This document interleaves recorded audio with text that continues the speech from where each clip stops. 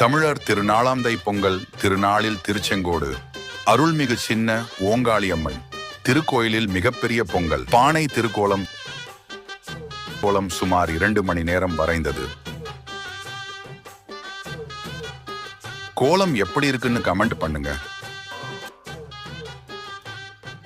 இதைவிட பெரிய பொங்கல் பானை கோலம் வேறு எங்கேயாவது வரைந்து பார்த்திருக்கீங்களா என்பது கமெண்ட் பண்ணுங்க நண்பர்களே.